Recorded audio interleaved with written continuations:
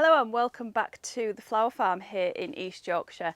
Today I've got lots going on the farm as we head into April. I'm reopening my flower shed because I've got lots of ranunculus to pick here in the polytunnel.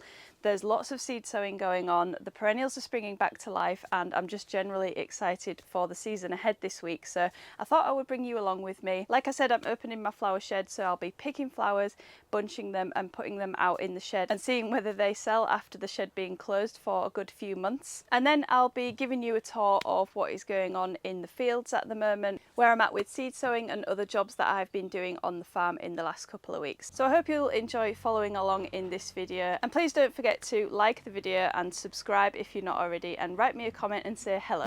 First job of the day is to get the ranunculus picked ready for the reopening of the flower shed. The recent warm weather has brought the flowers on really quickly, and I don't ever recall having ranunculus this early. I'm picking them relatively early in the day while it's still cool, and I'm putting them straight into a bucket of water in the shade. Once the ranunculus are picked, I'll take them over to my workshop to condition for a few hours.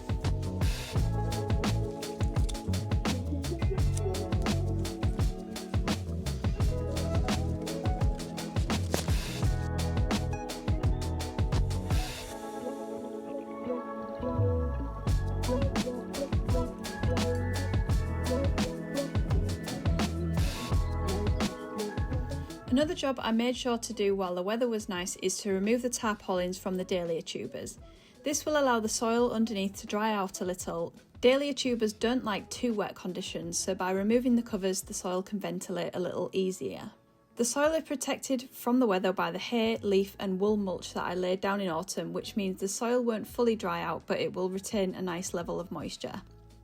I noticed quite a lot of vole or mouse tunnels and beds under the tarpaulins, but not too much damage to the tubers, so fingers crossed by removing the tarps it will mean there's less of a comfy place for them to live and they'll move elsewhere.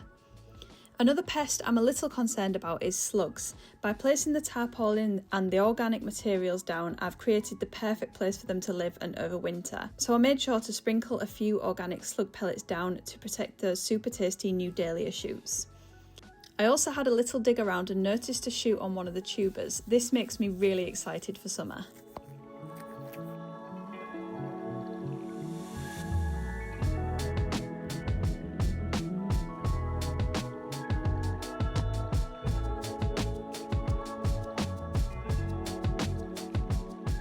So welcome to my annual flower field, which is where I only grow annuals, as the name suggests.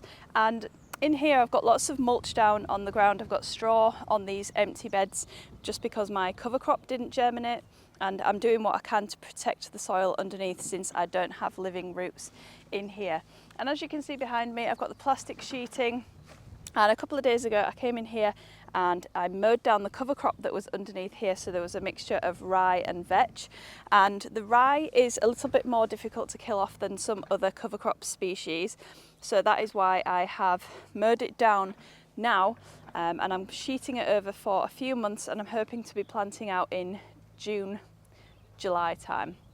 So those sheets will stay on for the next few months and hopefully kill off that rye nicely. I did put some nice donkey muck underneath that was full of worms that had just been sitting in a pile in the corner of the field. So hopefully all those worms are going to get to work in the soil underneath for the next couple of months, and there'll be a nice textured soil underneath that's full of life too. So looking forward to that. And the plan is that this area at the back of me here is going to be planted up with my second succession of hardy annuals, and the first succession of hardy annuals is going to go in this half of the field where the straw mulch is on the beds. So what I've been doing is, as I've been planting out hardy annuals, I've been pulling back the mulch and either placing it elsewhere on the farm, on paths and things, or just putting it onto different beds in this field here. And it's really helped actually to have this mulch on top of the soil because it's helped to retain the moisture. It's really easy to plant into. There's lots of worm activity, and hopefully as soon as the plants go into the soil here, they're going to be happy straight away rather than being a little bit stressed in dry and bare soil. And over in this side of the field I have a few things planted up. I've got a bed of corn cockle and cornflower and scabious here, And then a little bit further on there I've got a bed of Orlea, and the Orlea was really meant to go into the polytunnel because in the past I've found that it does way better in the polytunnel. And I have planted some plants out there which will probably be enough, but I had some spare, so I thought I'll put them in here and see how they do, because the soil is better in here than in other places where I've planted Orlea before, so it might just do better in here anyway. And then where I'm stood here is a bed of larkspur, and this was planted out a few weeks ago and it's looking quite nice. So I'm looking forward to early summer having lots of nice spiky larkspur. That's going to be lovely. And then another spike flower here that I've got to the right of me is this foxglove, and it's looking really nice and healthy.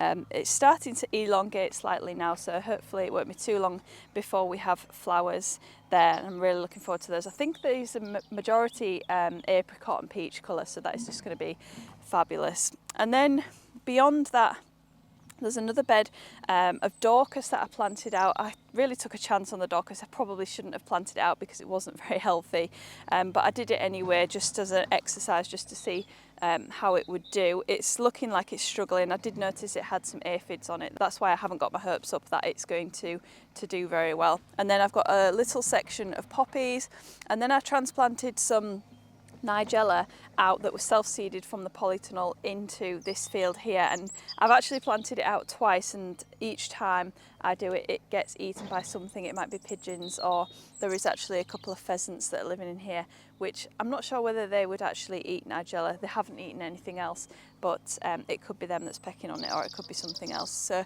I'm hoping the Nigella is going to make it. I have got some more in the polytunnel if I want to transplant it, and then I can protect it with some mesh or something just to give it a good head start. Once it gets its roots down and it starts growing quite vigorously, the pests like birds and things usually can't keep up. So the rest of the beds in here with the mulches on are just waiting for the hardy annuals that were sown in February. Things like Ami, Helichrysum, Zinnia, Snapdragons, they will all go into these beds here after the last frost date, which is at the end of this month or very beginning of next month. So we've only got a few more weeks to wait until we are frost free and we can start planting out.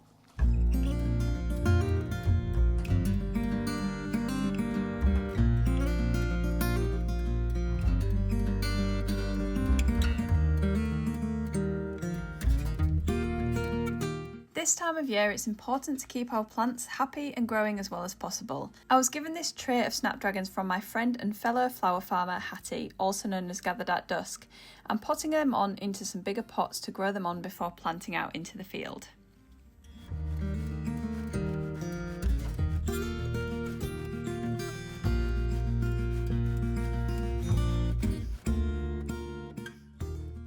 I've also been weeding and mulching the perennial beds and paths ready for the season ahead. You might remember last year when I started a mushroom tower as an experiment.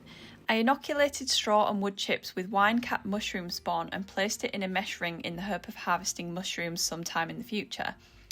Unfortunately, I couldn't provide the ideal conditions, so the mushrooms never emerged, but I have placed the inoculated straw and wood chip material on the field paths, so you never know, I might be harvesting mushrooms from the flower field at some point soon.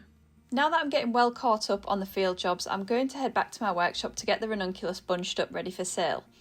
Earlier on in the day, I gave the shed a clean down and we moved it to the spot at the top of the driveway, so it's all ready for the flowers to be sold. I prepared my tissue and craft paper ready for bunching the Ranunculus. The paper is folded in half at an angle, and I cut a slit up the centre and fold the corners back to allow the paper to take form around the stems more easily.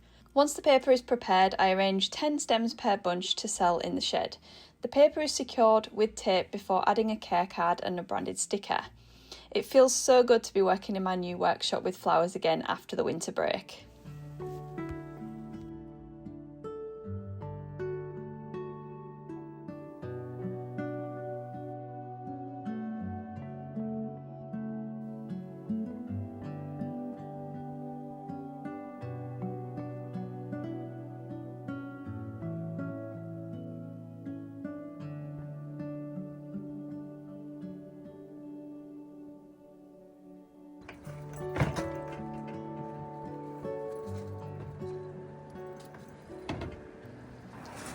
put out the first 6 bunches of Ranunculus and they sold in just one afternoon. It was a huge relief after months of being closed for winter, but the Ranunculus are always such a huge draw and I love starting the season with them. Although they're early, I'm glad my customers are always ready to snatch them up.